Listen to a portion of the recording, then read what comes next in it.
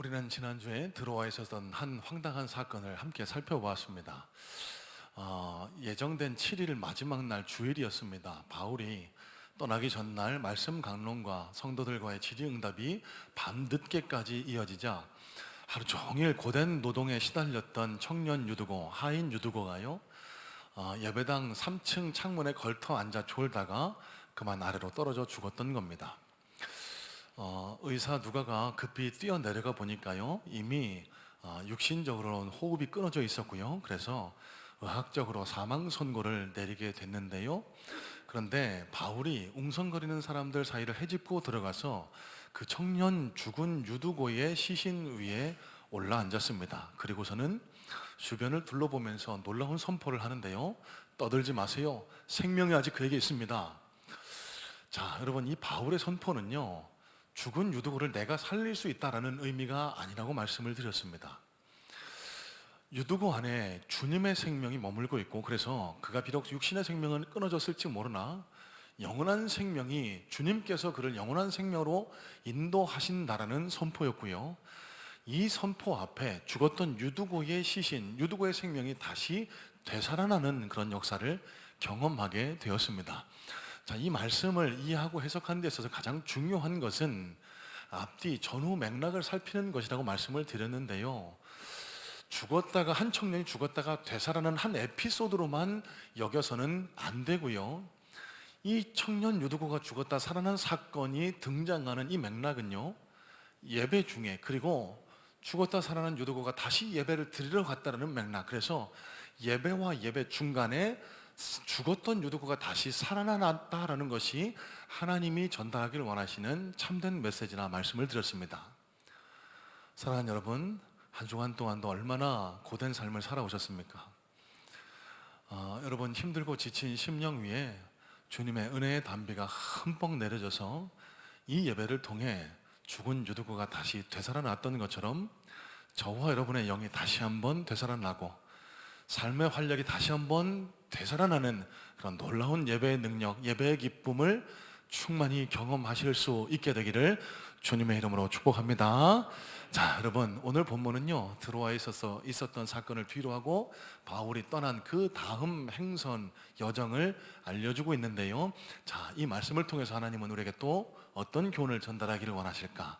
말씀을 같이 깊이 살펴보도록 하겠습니다. 자, 13절부터 다시 한번 살펴봅니다. 13절입니다. 우리는 앞서 배를 타고 아소에서 바울을 태우려고 그리로 가니 이는 바울이 걸어서 가고자 하여 그렇게 정하여 준 것이라. 자, 드로아를 떠난 바울의 다음 행선지는 아소라는 지역이었습니다. 이 아소는요, 이 드로아에서 남쪽으로 한 65km 정도 떨어진 그런 마을이었는데요. 자, 여러분, 중요한 것은 이 드로아에서 아소까지의 여정이 지금까지 사도 바울이 보여왔던 1차, 2차, 3차 전도 여행 때 보여주었던 양상과는 조금 다르다는 사실입니다. 여러분, 바울에게는 늘 일행이 있어 왔습니다. 그래서 특별한 경우를 제외하고는 바울은 늘 곁에 있던 일행과 함께 동행해 왔었는데요. 오늘 13절에 뭐라고 말씀하고 계시죠? 바울이 혼자 걸어서 가기로 작정했다라고 그렇게 말씀이 기록되고 있습니다. 자, 그러면 바울은 왜 일행들과 떨어져서 혼자 그 먼 길을 걸어가려고 했을까? 우리가 제일 먼저 고민하고 생각해보고 답을 찾아야 할 문제인 것입니다. 자, 13절 말씀에 보시면은요, 바울이 그렇게 하려고 정해줬다라는 구절이 기록되어 있습니다. 여기서 정하여 준 것이다 라고 했을 때 사용된 헬라 언어가요, 디아타수라는 단어인데요, 이 단어가 가진 근본적인 뜻은 명령하다, 지시하다. 그래서 영어 성경은 given orders라고 그렇게 번역되어 있습니다. 자, 여러분, 조금 이상합니다. 바울과 그 일행, 여러분, 바울과 디모데, 바울과 누가, 그리고 각 지역교회 대표자들과 바울의 관계는 상하 관계가 아니지 않습니까? 그러니까 여러분, 이렇게 하세요, 저렇게 하세요, 마음대로 지시할 수 있는 군대 같은 그런 위치가 아니었습니다. 그런데 왜 성경은 바울이 그렇게 하라고 명령, 지시했다고 기록을 했을까? 자, 여러분, 바울이 일행들과 떨어져 혼자 걸어간다라고 합니다. 배 타고 가면 편히 갈 텐데 이미 인생 말년 노년에 접어든 바울이 병약한 바울이 혼자 걸어간다라고 해요. 여러분 같으면 그냥 내버려 두시겠습니까? 아니겠죠. 만류했을 겁니다. 목사님, 아니 우리랑 같이 배 타고 가면 되지. 아니 왜 굳이 그 길을 걸어가려고 그래요? 아니 목사님 몸도 편치 않으신데 우리랑 같이 갑시다. 아니 배 타고 갑시다. 계속해서 만류하고 권면했을 거예요. 여러분, 바울이요 끊임없이 자신을 만류하는 이 각 지역교회 대표들 그리고 자신 인행들에게 부드럽고 겸손한 말로, 하지만 단호한 말로 자신의 결단과 의지, 장로님, 여러분, 저는 여기서부터 닷소까지는 걸어가야 합니다. 그러니 먼저 배 타고 떠나세요. 저는 걸어갈 테니까 거기서 만납시다. 단호하게 얘기했다라는 뜻을 정하여 줬다라고 표현을 했던 것입니다. 자, 여러분, 앞서도 말씀드렸지만 이 드로아에서 앗소까지의 거리는 약 한 65km 정도에 이릅니다. 여러 가지 자료를 살펴보니까요, 30km다, 40km다 여러 가지 추론이 있지만 현재의 자동차 육로 이동하는 거리를 자세히 따져 보니까요 65점 몇 킬로가 나오더라고요. 사진 한 장 보여주시겠습니까? 저 파란색 선으로 표기된 저 길이요, 드로아에서 앗솔까지 가장 최단 거리를 표시한 그런 길입니다. 그래서 저 길이 약 한 65km에 이른다라고 지금 기록이 되어 있고요. 물론 지금 자동차로 이동하면은 불과 몇 시간이면 이동할 수 있는 거리입니다. 여러분 한번 상상해 보세요. 과거에 자동차 없었습니다. 걸어서 이동해야 합니다. 며칠이 걸렸을까요? 최소 이틀 이상. 바울이 이미 노년이고 병약한 신체였다는 것을 감안하면 아마도 3일 혹은 4일이 걸리지 않았을까라고 추론해 볼 수 있습니다. 그래서요, 여러분, 저 바울이 걸었던 드로아에서 앗소까지의 길을 지금도 여행사 프로그램에서 걷게 하는 체험 프로그램이 있는데 그 프로그램 역시 나흘로 그렇게 계획이 되어 있습니다. 자, 여러분, 말씀을 성경에 기록된 문자로만 그렇게 이해하지 마시고요, 2000년 전 이 당시 상황 속으로 들어가서 바울이 걸어갔던 이 길을 저와 여러분들도 함께 한번 걸어봤으면 좋겠습니다. 머릿속으로 한번 상상해 보세요. 일행들을 떠나보냅니다. 이제 앗소까지 길을 혼자 터벅터벅 걸어갑니다. 한참을 걷다 보니까 허기가 집니다. 등 뒤에 짐에서 마른 빵을 꺼내서 딱딱한 그 빵을 씹어 먹으면서 허기를 달랩니다. 잠깐 빵으로 허기를 달랜 이후엔 계속 그 길을 걸어가요. 밤이 됩니다. 어두컴컴합니다. 더 이상 걸을 수가 없습니다. 지금처럼 숙박시설, 편의시설이 잘 갖추어지지 않아 있습니다. 할 수 없이 길가에 한 대에서 잘 수밖에 없었습니다. 이불을 지니지 않았어요. 자신이 두르고 있던 겉옷을 땅바닥에 펼치고는 그 등짐을 베개 삼아서 잠을 청합니다. 밤하늘의 별을 이불 삼아 잠을 자게 되는데요, 새벽에 눈을 떠보니까 새벽 이슬이 자기 얼굴을 덮고 있고요, 환하게 아침 햇살이 밝아옵니다. 그러면 그 짐에서 다시 한번 마른 빵을 꺼내서 허기를 달래고 또 길을 떠납니다. 여러분, 이러기를 3일 혹은 4일 동안 이어서 그렇게 바울이 걸어갔다는 거예요. 자, 그러면 굳이 왜 바울은 편안하게 배를 타고 이동하지 않았을까? 왜 바울은 편안하게 위로받으면서 일행들과 함께 이동하지 않았을까? 바울이 드로아에서 앗소까지 걸어간 이후에 저 뒤에 나와 있는 밀레도에서 에베소 장로들을 불러서 고백한 고백을 통해서 왜 바울이 굳이 홀로 걸어갔을까라는 그 답을, 그 단초를 찾아볼 수 있는데요. 자, 22절, 23절입니다. 이렇게 말씀이 기록됩니다. 보라, 이제 나는 성령에 매여 예루살렘으로 가는데 거기서 무슨 일을 당하는지 알지 못하노라. 오직 성령이 각성해서 내게 증언하여 결박과 환난이 나를 기다린다 하시니. 자, 여러분, 여기서 우리가 꼭 깨달아야 할, 발견해야 할 중요한 말씀의 포인트가 있는데요.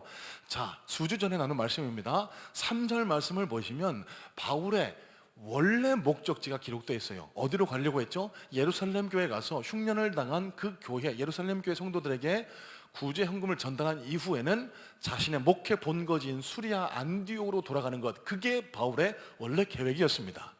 자, 그런데 22절로 23절 말씀에 자기 여정을 밝히고 있는데요, 수리아 안디옥은 단 한마디 이런 망구 언급조차 없습니다. 일정이 완전히 바뀐 거예요. 자, 그럼 왜 그랬을까 우리가 한번 생각해 볼 수 있습니다. 여러분, 수주 전에 말씀드린 대로요, 에베소에서의 사역을 마친 바울이 배를 타고 안디옥으로 가려고 했지만 유대인들이 백에서 바울을 해치려고 한다라는 계획을 미리 듣고 어쩔 수 없이 마게도냐 땅을 걸어서 올라가게 됩니다. 여러분, 그래서 바울이 2차 전도행 때 세웠던 교회들, 베레아 교회, 데살로니가 교회, 필리포 교회를 들려서 그 땅을 걸어서 올라가게 되죠. 여러분, 22절, 23절이 증언하는 바가 바로 이거예요. 그 마게도냐 땅을 걸어 올라가면서 하나님께서 계속 내 마음에 음성을 들려주시는데, 하나님이 나에게 가라고 원하시는 곳은 수리아 안디옥 내 목회 본거지가 아니고 예루살렘에 가서 결박과 환난을 당해야 된다라고 말씀을 하십니다. 바울은요, 의아했던 거예요. 하나님, 내가 이거 구제연금을 전달하고 나면은 저 안디옥 교회 가서 내가 3차 전도여행 동안 어떤 은혜를 겪었는지 그 성도들과 함께 나누고 또 4차 전도여행도 계획해야 될 것 아닙니까? 과연 내가 예루살렘에 가는 것이 하나님의 진짜 의도인지 궁금했던 겁니다. 확인받고 싶었던 겁니다. 그래서 일행들과 떨어져서 혼자 자기를 격리한 이후에 매일매일 하나님과 독대하기 위하여 그 3일 사흘 길을 홀로 걸어갔던 거예요. 그 결과 지금도 우리 심령을 올리고 있는 사도 바울의 위대한 선포가 24절에 기록이 됩니다. 24절입니다. 내가 달려갈 길과 주 예수께 받은 사명 곧 하나님 은혜의 복음을 증언하는 일을 마치려 하면 나의 생명조차 조금도 귀한 것으로 여기지 아니하노라.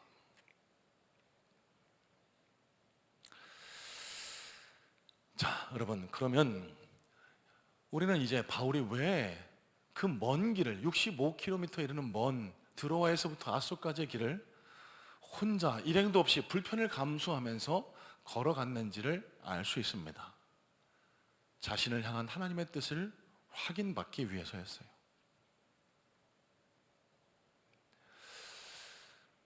그곳에는 면류관과 영광이 아니라 결박과 환난이 기다리고 있다라고 하나님이 내게 알려주셨는데, 내가 과연 이 예루살렘에 가서 결박을 당하고 환난을 당하고 그 어려움을 겪어야 하는 것이 하나님의 뜻인지, 정말 하나님이 가라고 하신 길인지를 하나님과 1대1 독대를 통해 확인받고 싶었던 거예요. 자, 사진 몇 장을 살펴보겠습니다. 드로아 항구의 현재 모습이고요. 옛날에는 화려했던 저 항구가 지금은 폐허처럼 저렇게 바닷가에 건물 몇 채만 남아있다고 합니다. 다음 사진이요, 아소 항구의 현재 모습입니다. 지금도 아름다운 해변이기는 합니다. 저 드로아에서 아소까지 가는 길, 다음 사진 보여주실래요? 여러분, 지금 현재도 저런 자갈길로 이루어져 있습니다. 여러분, 바울이 2000년 전에 걸었을 때는 아마 더 험한 길이었을 것으로 추정됩니다. 자갈도 제대로 깔려 있지 않은 그런 길을 홀로 3일 혹은 4일 동안 걸어갔을 것으로 생각이 돼요. 자, 여러분, 그러면 다시 한번 생각해 보겠습니다. 그 먼 길을 혼자 걸어가면서 바울이 뭘 했을까요? 끊임없이 하나님 앞에 간구하며 부르짖어 기도했을 겁니다.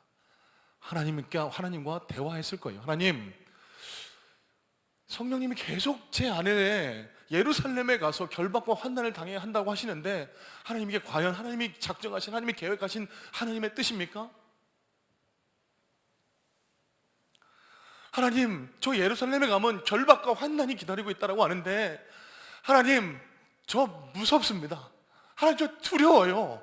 저 지금까지도 많이 맞아봤고요, 돌에 맞아 죽을 뻔도 했고요, 감옥에 갇혀서 억울하게 죽을 뻔도 해봤는데 너무너무 힘들고 아팠습니다. 그런데 이제 또 예루살렘에 가서 결박과 환난, 또 감옥에 갇히라니요. 하나님, 이게 정말 하나님이 원하시는 뜻입니까? 끊임없이 묻고 답하는 과정 중에 하나님의 음성을 확인했을 거예요. 그리고선 그의 기도가 바뀌기 시작했습니다. 하나님, 죄인 중에 죄인, 괴수 중에 괴수인 저를 구원해 주신 하나님의 뜻이, 다메섹에서 저를 만나주신 하나님의 뜻이 제 일신의 안위와 평안, 저 잘 먹고 잘 살라고 불러주신 게 아니라는 것을 제가 압니다. 저를 통해 생명의 복음이 전해지기를 원하시는 하나님, 제가 비록 예루살렘에 가서 어떤 일을 당할지는 모르지만 하나님이 가라고 하시는 길이면 기꺼이 갈 수 있도록 저를 붙들어 주세요. 하나님, 저는 연약하고 너무너무 두려워서 지금 그 예루살렘으로 향하는 길을 가기를 싫어하는데 저를 어떻게든 피하고 싶은데 하나님, 주님이 계획하신 길을 제가 담대히 걸어갈 수 있도록 제게 힘과 용기를 허락해 주세요. 여러분, 하나님과 독대를 통해 그렇게 하나님과 대화를 주고받았을 것으로 생각이 돼요. 그 결과가 예루살렘에 가서 그곳을 통해 로마를 향하게 되었고, 그래서 바울을 통해 전 세계에 복음이 전파되는 그런 귀한 역사를 낳게 됐다는 사실입니다. 여러분, 제가 미국에서 신학 공부를 마치고 이제 목사 안수를 받기 직전이었습니다. 저에게도 오늘 본문에 바울이 걸었던 드로아에서 아소까지의 시간이 있었는데요. 제가 공부했던 달라스에서 조금 떨어진 한 2시간 반, 3시간 떨어진 곳에 타일러라는 지역에 예수전도단 캠프가 있었습니다. YWAM이라고 하는데요. 그곳에 가서 3일간 금식하며 기도하는 시간을 가졌는데요. 그곳에 들어갔을 때의 그 인상을, 그곳에서 주님과 나누었던 대화를 저는 지금도 잊지를 못합니다.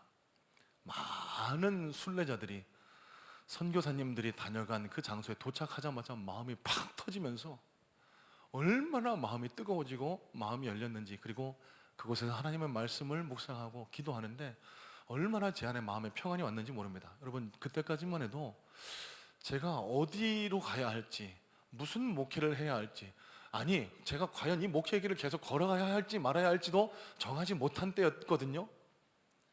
그 3일간의 시간을 통해서 하나님은 제 안에 이런 확신을, 이런 음성을 들려주셨습니다. 내가 한다, 내가 한다. 여러분, 바울 같은 위대한 목회자만, 아니 저 같은 목사들만 이런 하나님과의 독대 시간이 필요하다라고 생각하지 않습니다. 여러분, 이 땅을 살아나가는 그리스도인이라고 하면 누구나 다 오늘 본문에 사도 바울이 가졌던 자발적 자기 격리를 통한 하나님과 독대하는 시간이 꼭 필요합니다. 여러분, 세상이 얼마나 무섭습니까? 세상이 얼마나 악독합니까?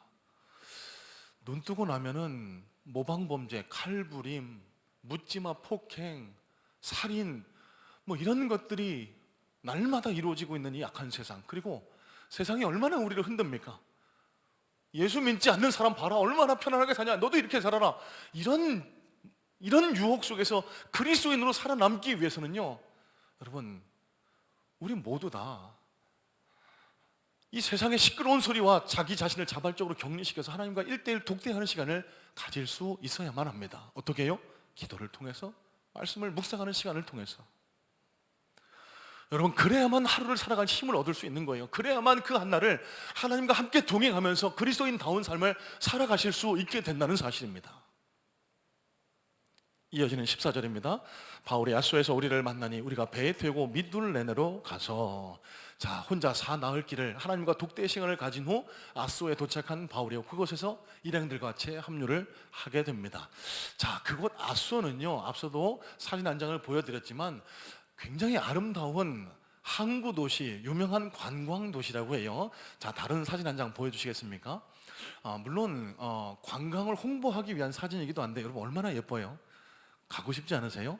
절로 가서 좀 며칠 쉬고 싶다는 생각이 들게 만드는 그런 사진인데요. 저곳이 지금 관광 명소인 아소의 사진입니다.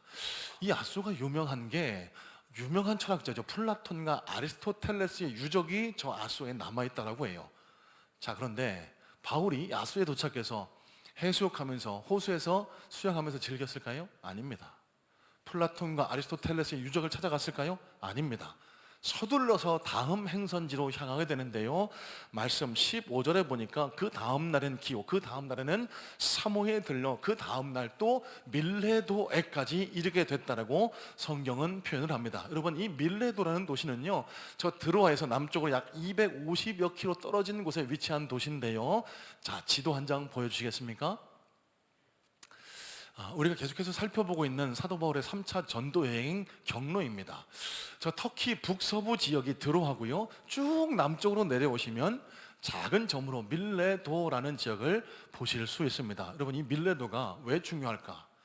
여러분, 여기 밀레도에서 에베소까지 거리가 불과 30여 킬로밖에 되지가 않습니다. 여러분, 에베소가 어떤 장소일까요? 바울이 3년 동안 목회했던 곳입니다. 그 어떤 곳에서도 사도 바울이 이렇게 오래 머문 적이 없어요. 잠시 잠깐 머물다 떠나고 머물다 떠나기를 반복했던 바울이 3년이라는 시간을 보내면서 피땀 흘려서 세운 교회가 있는 곳이 에베소. 그래서 형제의 정을 나눈 믿음의 형제 자매들이 있는 곳이 저 에베소였는데요. 여러분, 바울이 저 밀레도에서 잠깐 한나절 걸음이면 갈 수 있는 곳이거든요. 여러분, 에베소 가고 싶지 않았을까요? 그 에베소에 있는 형제 자매들 보고 싶지 않았을까요? 여러분, 좀 무리인 줄 알지만, 다소 무리가 있는 줄 알지만 제가 감히 한번 여쭤보겠습니다. 일주일 동안 혹시 제가 보고 싶으셨던 분 안 계실까요? 죄송합니다. 저는 보고 싶더라고요. 바울도 똑같은 마음이었을 것으로 생각돼요.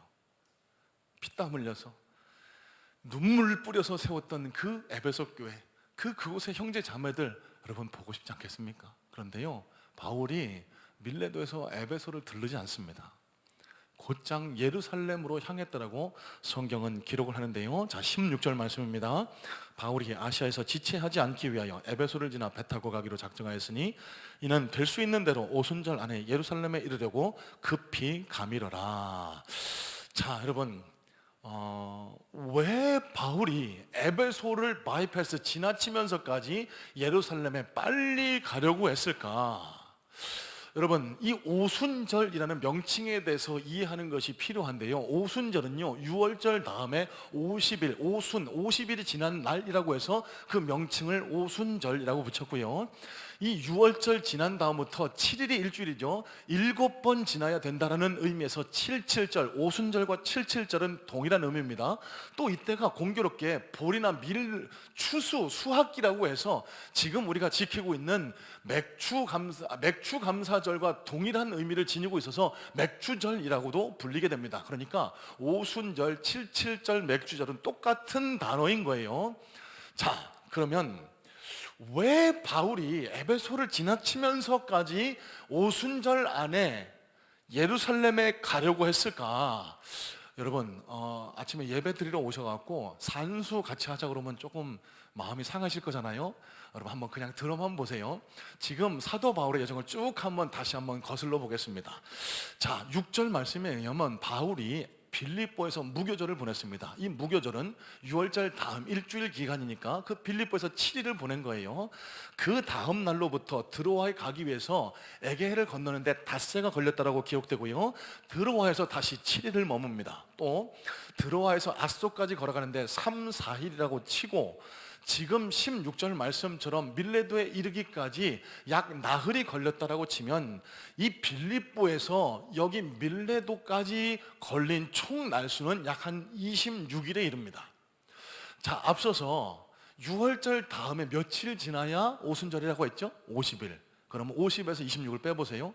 오순절이 될 때까지 이제 24일밖에 남지 않습니다. 저 빌립보에서 밀레도까지 거리보다 이 밀레도에서 예루살렘까지 거리가 약 2배에 이르는 먼 길이거든요. 중간에 풍랑이라도 만나면 도착할 수 없는 길이었습니다. 그래서 바울은 서둘러서 급히 보고 싶은 에베소의 형제 자매들을 그냥 지나쳐가면서도 오순절 안에 예루살렘에 가기 위해서 서둘러서 배를 타고 예루살렘으로 향했던 거예요. 자, 그러면 아니 예루살렘에 뭐 꿀 발라놨나? 왜 이렇게 급히 가려고 해? 여러분, 이 오순절도 유대민족 3대 명절입니다. 전 세계에 흩어져 살고 있는 유대인들이 예루살렘으로 모이는 기간이에요. 바울은 그 기간을 자신이 복음을 전할 수 있는 절호의 기회로 여겼을 겁니다. 또 오순절 날에 많은 교회 성도들이 모일 거 아니에요? 예루살렘 교회에. 지금도 저희 교회도요, 송구영신 예배, 성탄 예배 등 특별한 절기 예배 때 평소보다 더 많은 분들이 오시거든요. 그래서 이 오순절 예배 전에 각 교회로부터 모은 구제 헌금을 전달하기 위해서 빨리 예루살렘에 가기를 원했을지도 모르겠습니다. 자, 그런데 여러분, 이런 이유들보다 더 근본적인 이유가 있었습니다. 바울이 왜 에베소를 지나치면서까지 서둘러 오순절 안에 예루살렘에 가려고 했을까? 여러분, 드로아에서 아소까지 자발적인 자기 격리를 통해 하나님과 1대1로 독대한 결과 자신이 가야 할 길이 안디옥이 아니라 예루살렘이라는 것을 명확하게 깨닫게 됐습니다. 여러분, 이런 거예요. 내가 사업을 하려고 주님과 붙들고 씨름을 했는데 내가 사업장을 낼 곳이 이곳이 아니라 이곳이라고 하나님이 명확하게 밝혀주신 겁니다. 하나님이 길을 보여주셨어요. 여러분, 이 길에 바울은 집중하며 달려가기 위해서 다른 모든 것을 제쳐두고 예루살렘에 속히 가기를 원했던 겁니다. 여러분, 노년의 바울에게 새로운 열정이 불타올랐어요. 새로운 인생의 계획이 생기게 됩니다. 바울이 이전에는 안일하게 예루살렘에 들렸다 안디옥에 가서 조금 쉬면서 은혜를 나누고 그곳에서 4차 전도 여행을 계획하기를 바라고 있었지만 하나님께서 그 예루살렘을 통해 로마에 가서 복음을 전하기를 원하신다는 사실을 깨닫는 순간 그 마음속에 열정이 다시 한번 불타오르게 됩니다. 하나님이 나를 통해 예루살렘에 비록 결박과 환난이 기다리고 있지만 그곳으로부터 로마로 가는 길을 열어주시고 로마를 통해서 복음이 전 세계에 전파되게 하신다.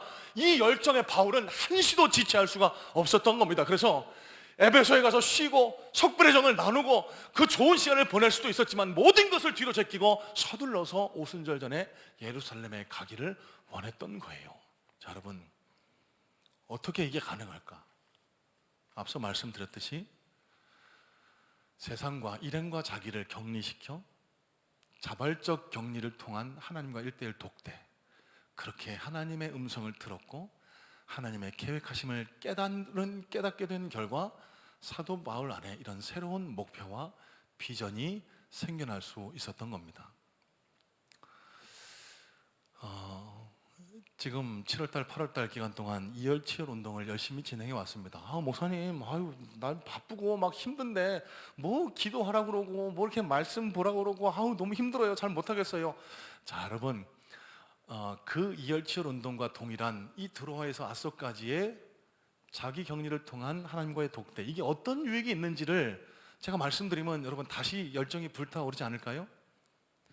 첫 번째는 여러분, 하나님과 자발적 자기 격리를 통해 독대하는 사람만 참된 믿음의 용기를 지닐 수 있습니다. 여러분, 앞서도 말씀드렸습니다.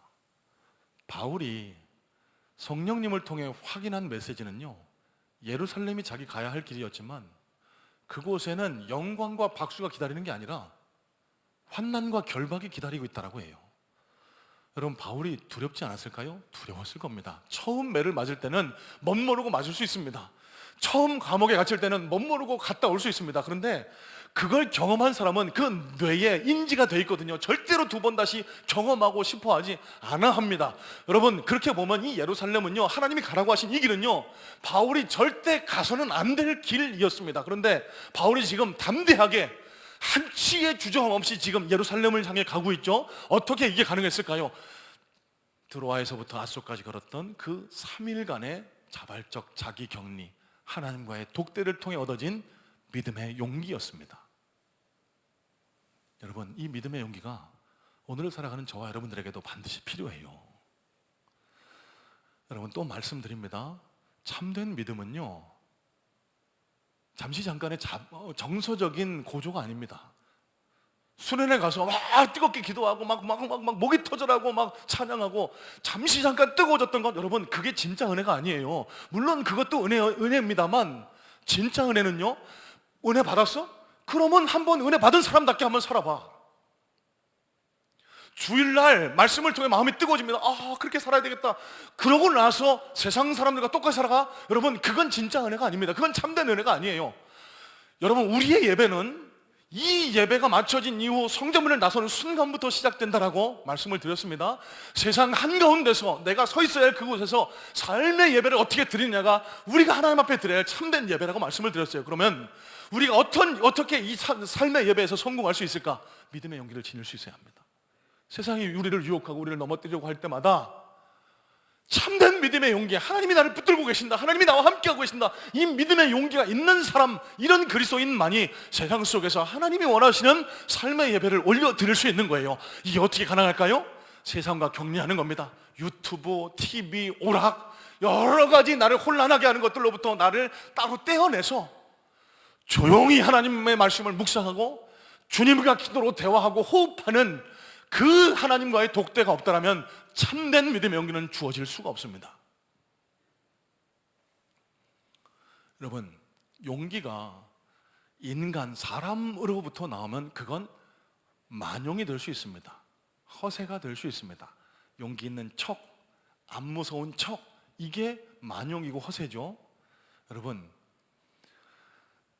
하나님으로부터 그 용기가 근원이 돼야만 이 세상 어떤 시험과 유혹에도 흔들리지 않는 참된 믿음의 용기가 될 수 있다는 사실입니다.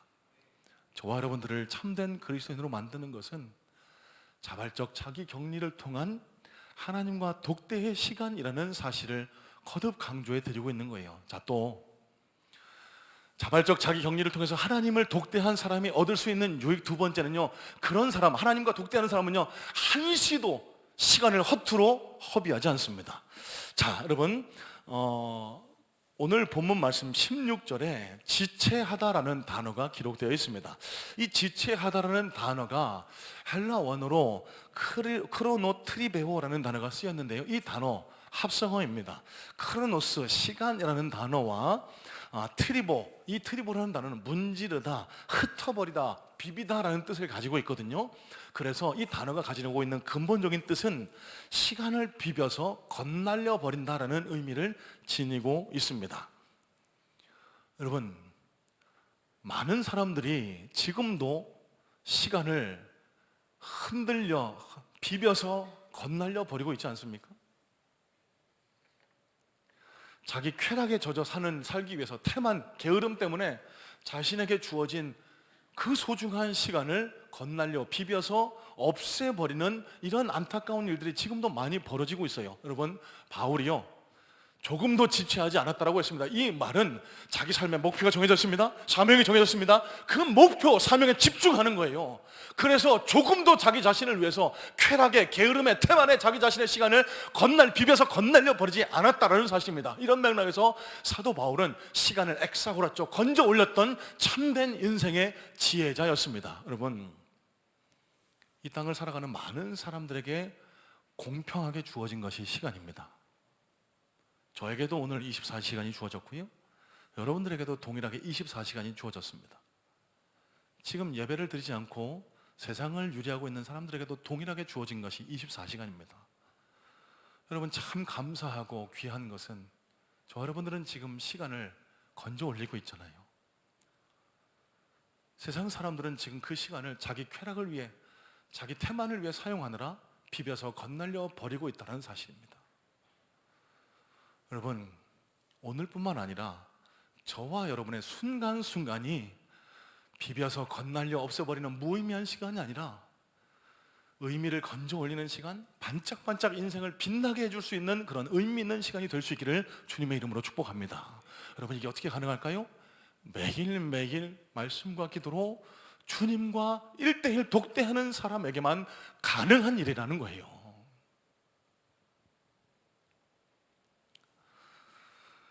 독일에 행동하는 크리스천입니다.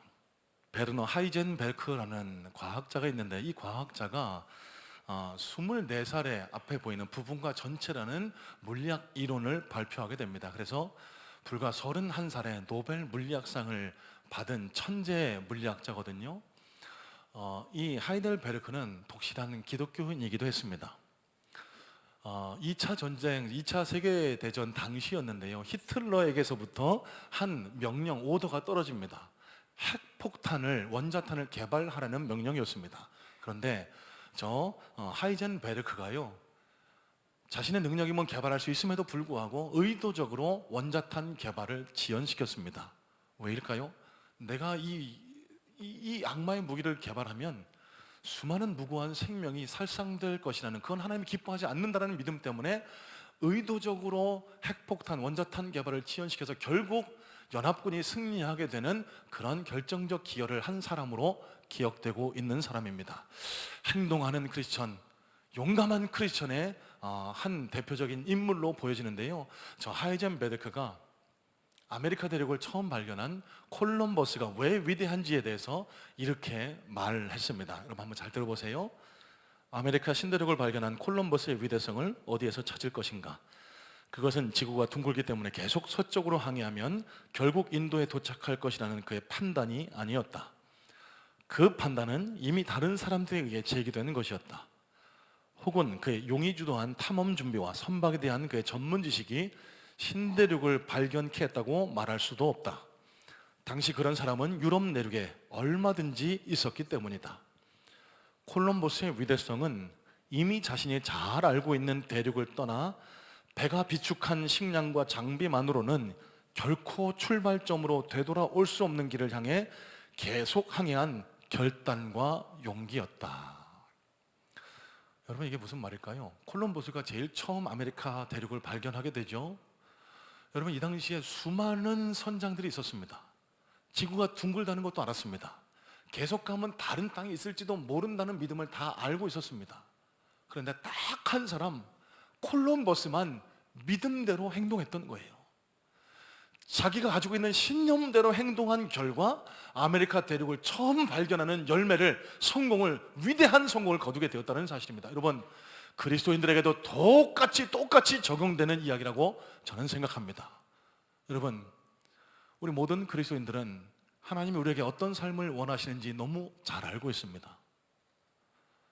우리가 내일부터 시작되는 한 주간의 삶을 통해 어떤 빛을, 어떤 영광을 드러내기를 원하시는지 우리는 이미 해답을 우리 안에 갖고 있어요. 그런데 이 세상 가운데서 진짜 그리스도인을 찾아보기 힘든 이유가 뭘까요? 이 믿음의 용기가 결여된 그리스도인이 너무 많은 겁니다. 결단이 결여된 그리스도인들이 너무 많은 거예요. 예배 때는 은혜 받습니다. 가슴이 뜨거워집니다. 하지만 성전문을 나서는 순간부터 세상과는 구별되지 않는, 왜? 세상과 구별되지 않는 삶을 통해 얻어지는 유익, 쾌락, 즐거움들이 너무 크기 때문에, 여러분, 이 자리에 함께 예배하는 우리 성문의 성도님들은 절대 그런 나약한 그리스도인이 되지 않기를 주님의 이름으로 축복합니다. 여러분, 우리의 삶의 모습, 우리의 믿음의 모습을 통해서 하나님이 기뻐 받으실 만한 아름다운 열매가 생겨날 수 있기를 간절히 소망해요. 여러분, 그러기 위해서 꼭 필요한 것이 있습니다.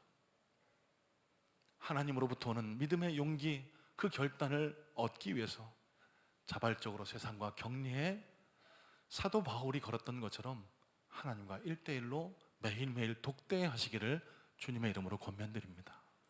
그럴 때 하나님이 새 힘도 주시고 새 용기도 주시고 모호하고 불투명한 우리의 앞길을 명확하게 밝혀주시는 그런 하나님의 인도하심을 덧입으실 수 있기를 주님의 이름으로 간절히 소망하고 축복합니다.